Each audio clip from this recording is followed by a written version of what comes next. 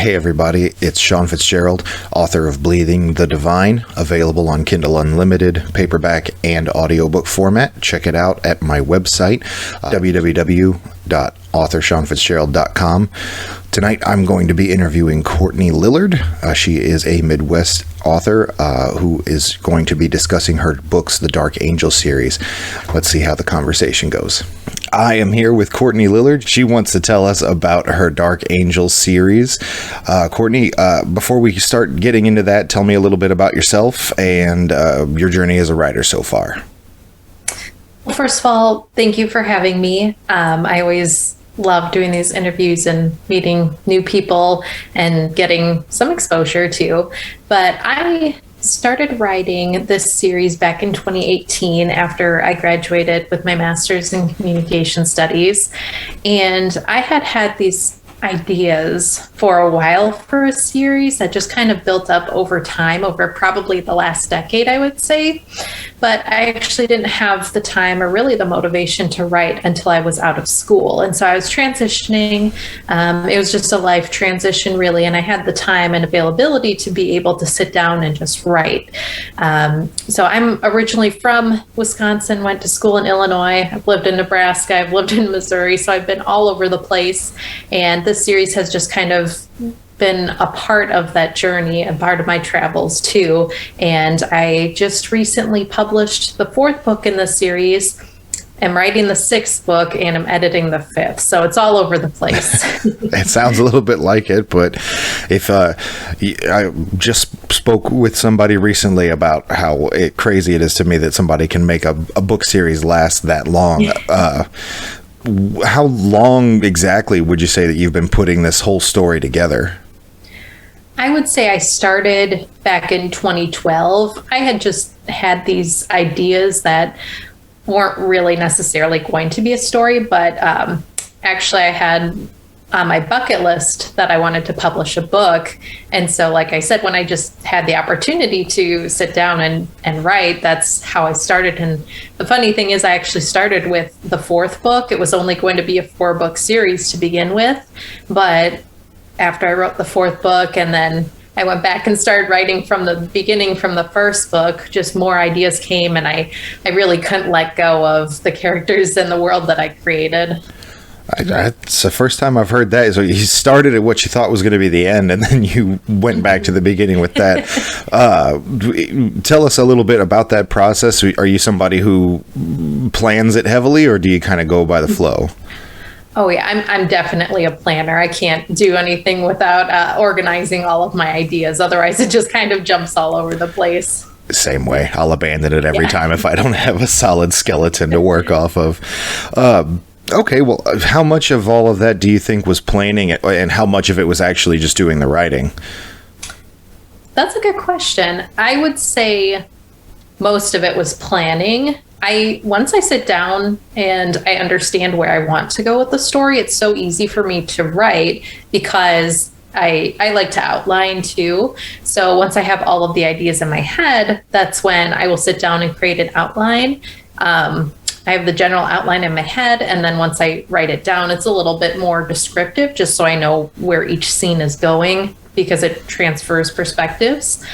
And then once I have that, then I can just sit down and write. It's so easy once I have everything planned. Actually, the hardest parts when I write are the transitions or moments where it's all dialogue, because that's hard for me to picture in my head unless I actually am saying the words to myself, having those conversations. So it's a little crazy. I gotcha. I feel you there. Why don't you tell us just a little bit about the Dark Angel? We'll obviously get into it a little bit more in depth later, but give us a little bit of information about it, and maybe if there's any kind of a theme or some kind of message or question you want the readers to be considering. Yeah, definitely.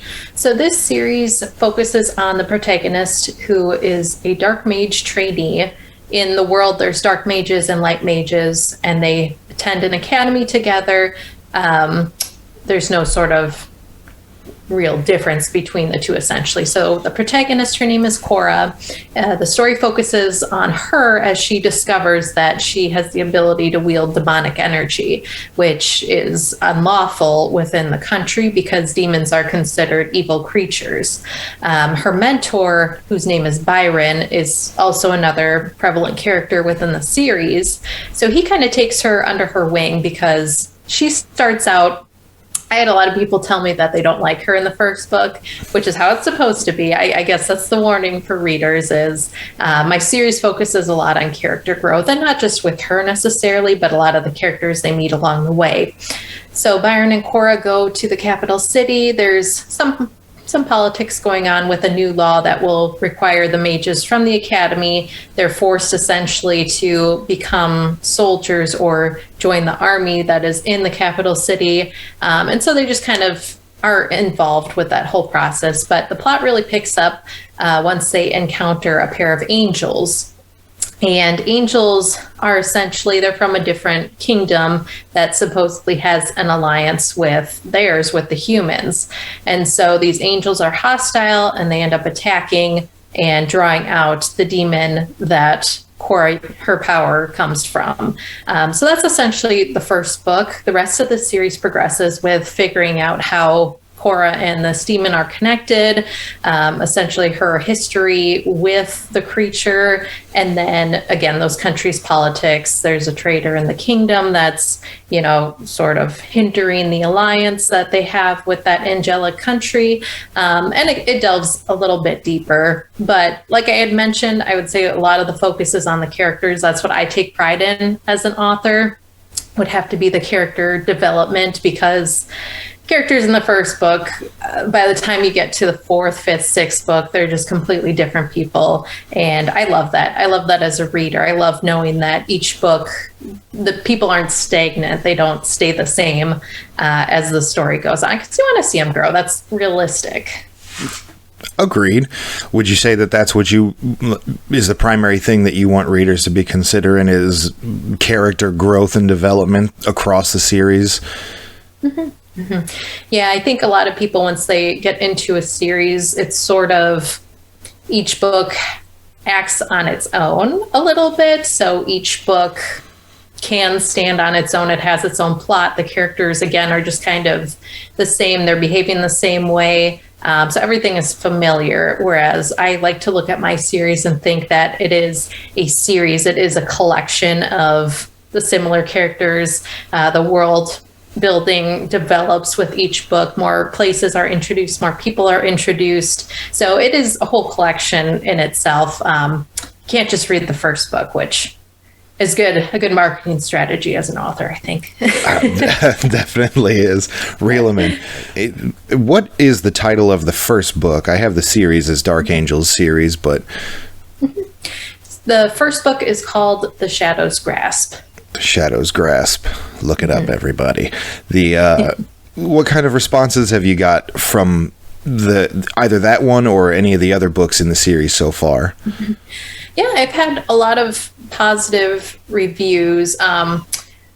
What really surprised me, and I guess I shouldn't be surprised as an author once your book starts to get into more people's hands, would be the reviews that I receive from people who aren't friends and family. I get some honest reviews from them, which is really good feedback. But for someone that just is interested in the book, picks it up and reads it, I had a lot of people say that they just weren't expecting that level of character development, that level of writing too. I think there's a stigma with indie authors, and I'm sure you can attest to this, where their plot isn't very deep or their writing isn't very good. There are errors or grammar mistakes and everything like that. And I take pride in my ability to put out the best work that I possibly can. So I like to have different versions that continue to fix those little mistakes. I actually went through 4 different covers now for the first book, just to get it to where I want it to be. So I'm happy with it now. I'm happy with the what's the word? The conformity of the series and how it all fits together. Oh, that's awesome. And I mean, you and I both could attest to that. There's a lot of careful, I don't want to necessarily use as vague a word as effort, but a lot of very meticulous reviewing and re-reviewing, going over to make sure that you're making as good of a product as you can for the people who give their money to buy it. That's definitely a good source of pride there. I should ask you, what would you say is the most embarrassing moment that you've had so far as an author? Oh gosh, the most embarrassing. So I mentioned I went through a few different versions of my first book's cover. I went through 4 different versions of my second book cover too, until I got my footing on where I wanted to be with those covers, what I wanted them to look like. But I released the first one, and it was designed by a local artist. This was when I was living back in Nebraska. And I remember seeing it, and I think I was just so overwhelmed with the fact that I was publishing a book, and that it looked amazing. I sort of had those the rose-colored glasses on, where everything was great, everything looked great. But once it was published, and all my friends and family bought it, and everybody had it, I just realized I didn't want that in my series. I didn't like it. I thought it was really ugly, and so. Again, went through the cover changes, got it to where it is now that I'm happy with it. But it's always embarrassing when people will bring up that old cover, or they'll say like, "Oh, I have your book." I know my cousin has it like showcased on a bookshelf, and it's that first cover, and it just gets me sometimes when I see it. But it's a good reminder of where I started too, so I can't be too upset. Absolutely. I also have gone through a cover with the first story I wrote. So the rose tinted glasses is definitely a good way to describe it. Hitting the ground running and slowing down later. Okay, well, what would you say is the proudest moment that you've had so far as an author? I've had a lot. I think a lot of people do once they first publish, because it is such a big moment, or it should be, in my opinion, because you put all of that work, and you mentioned putting effort into it. But I would have to say my most proud moment would have to be one of the reviews I received from a reader recently. It was about a month or 2 ago. And I remember she had put a post in one of the groups I'm in on Facebook, and just asked for book recommendations that were either free online, or if anybody wanted to give her free copies, because she had said that she just, with the situation she was in right now, she couldn't really afford those extra luxuries of, purchasing books. And so she really wanted to read and, expand her library. And so I reached out to her and I said, well, I have some extra copies. I'd be happy to mail them to you. You don't have to review them or anything, but I completely understand, not having the funds to spend on that extra stuff. So long story short, I sent them to her, and she read them, and she actually posted a couple of really nice reviews. And one of them, for the first book, she had said, just thank you for sending this to me. And it was just a really pleasant story. I was really happy to read it.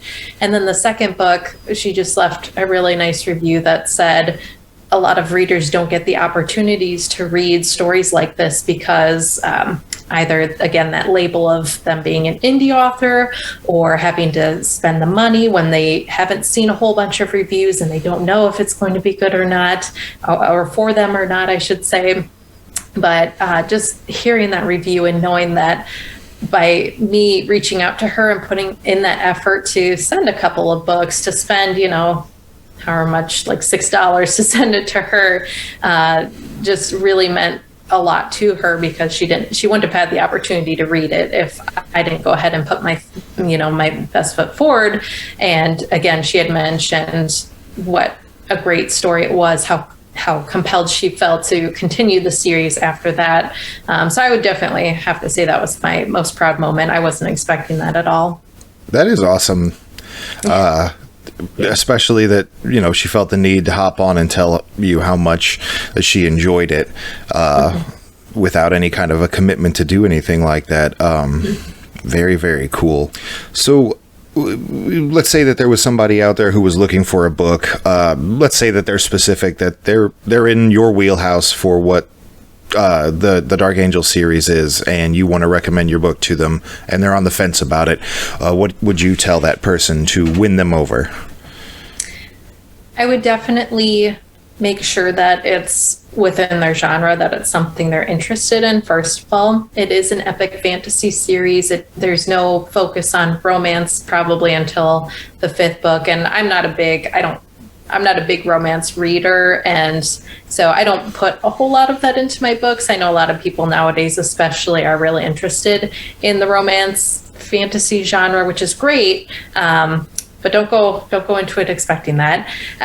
But if it definitely is within your genre that you're interested in, I would probably say if you want to pick up a series and read it, this is definitely a series. It is a collection of books. It isn't just kind of the one and done type of feeling. I've read a lot of series where everything sort of happens in the first book and then it kind of goes downhill from there.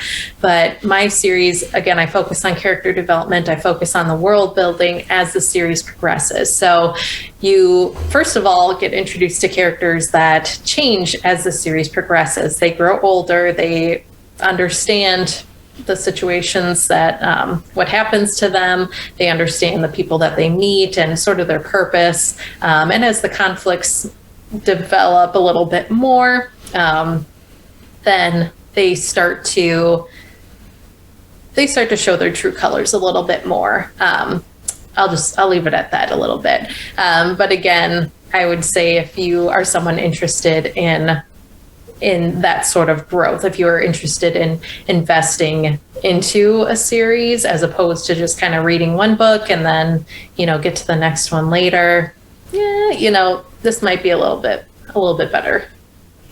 Awesome. Okay, well, let's say that you win everybody in the world over and everything goes perfectly for you. What is the end goal for you as an author? Do you want to just write forever?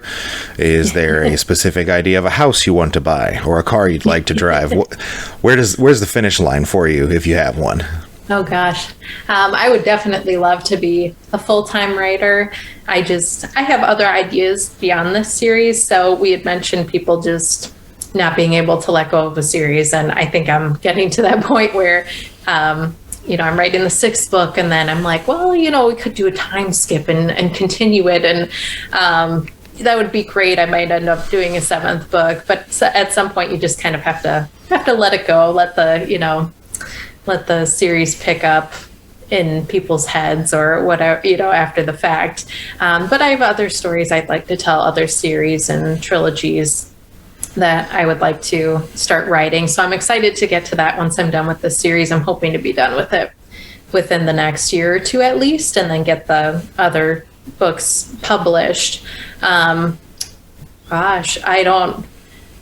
love to, again, just be able to write when I want to. I mean, I work full time too, and that's great. I still find time to write, which is usually a huge hindrance for writers, but I would just love to be able to interact with more of the readers, especially when the pandemic hit. That was pretty hard, and that's actually when I started to write, was just before the pandemic, so it was really hard. But I've had friends tell me that I should go to Comic-Cons or go to, different conventions that are going on and have a table and interact with people.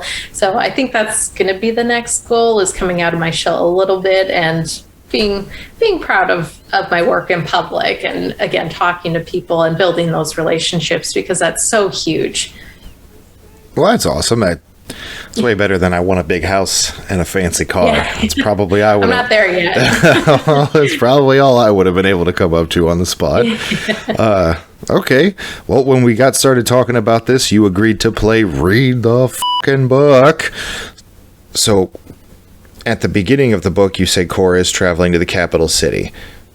Mm-hmm, correct. Alrighty. What is the next event that happens in the book that you would say is impactful? I would definitely say, excuse me, she travels back to the academy with her mentor, and they meet a couple of young men that she becomes friends with along the way. And that's when they are attacked by the pair of angels. who are supposed to be allies for the country. Okay. Is there a reason that the angels are aware of that they are attacking? At that moment, you don't know why, and that's where the confusion comes in with it, with the Kingdom's Alliance. They also nobody's seen an angel during the last few decades as well. How does that battle end for Cora? She ends up discovering that's when she can use that demonic magic that's mentioned, but it's not explained how. It just sort of comes about when her life is in the most danger. Okay. Does anybody else see her use that demonic power? One of the companions, his name is Will, and he's an herbalist who's a year younger than her. But he gets interrogated by the angels first, so Cora actually goes to rescue him, and so he's the one who sees that. How's he feel about it? He's terrified. He's in shock. He's not a fighter. He doesn't know combat or anything. He's a very gentle person, and so that comes as quite a shock. Okay. You say that the angels interrogate him prior to their attack. What are they trying to learn from him? That has to do with the politics that are going on. So Cora's mentor is involved with a law that is in the process of being passed. And so they're actually traveling back from the capital city back to the Magical Arts Academy where Cora and Byron are from. Okay. And does Byron have any kind of play with any of these, the angelic attacks, demonic powers, anything like that? No. He's just as shocked about it. Once he hears it, he hears about it from Will, and so he's shocked. He doesn't believe it until the end of the book when he ends up understanding and knowing it's the truth. So in a way, he starts to protect Cora so that because since it is illegal, people are afraid of her. They don't like that malicious energy. And so he's sort of the only one that steps up to protect her humanity in a sense. In this world, if somebody is possessed by a demon, they be freed from it, or is that something that is a permanent change? Cora's situation is a bit unique. So that question kind of toes the line a little bit. Okay, well, let's do it. How is it unique? You got to read the book to find out. Read the f***ing book. Yes. I'm going to read that book. Okay. Well, that I feel like that's a pretty good explanation of the beginning of the series for everybody to kind of start chasing down. If people do want to read your books, you said that there's 4 out now, right? Right. Mm-hmm. Where can they find them? Mm-hmm. So all of the digital copies are available on Amazon and Kindle Unlimited. I also have the paperback and hardcover versions on Amazon for the first 3 books. And then the paperback books are available on barnesandnoble.com as well. Right now I'm working on formatting for the 4th book, so that should be out, I would say, by the end of the month. I'm almost done with that. Okay, fantastic. If everybody wants to read those 4 books and keep up with you as you release the 5th and 6th, and possibly 7th, where can they follow your progress and any announcements that you might want to make? So I'm on Facebook. It's Courtney Lillard's The Dark Angel series, and I make updates on there. I'm also on Instagram at author Courtney Lillard, and Instagram and TikTok, it's the same handle. I post pretty frequently on those. And you can also find more information on my website. It's lillardbooks.com. That's great. I will go ahead and put the links to all of your socials into the description below the video, so that way anybody can get right to it after they're done watching this. Is there anything else that you'd like to say to any of your readers? Thank you for choosing my series. I hope that you're eager for the next upcoming books, and I hope you understand that I put my heart into my writing. I like to, as I mentioned earlier, I want to put out my best work, and that's just to respect you as readers. Again, you purchase it, you take the time to read it and to get to know the plot and the characters and the world and everything, and that means so much to me. So thank you. That is a wonderful thing to say. I am going to go ahead and let you go. I'd love to have you back on when you get closer to the 5th book releasing. If you want, just let me know. And I thank you for your time tonight. Thank you for having me. That was my interview with Courtney Lillard. Again, go check out her series, the Dark Angel series, the first book of which is titled The Shadow's Grasp.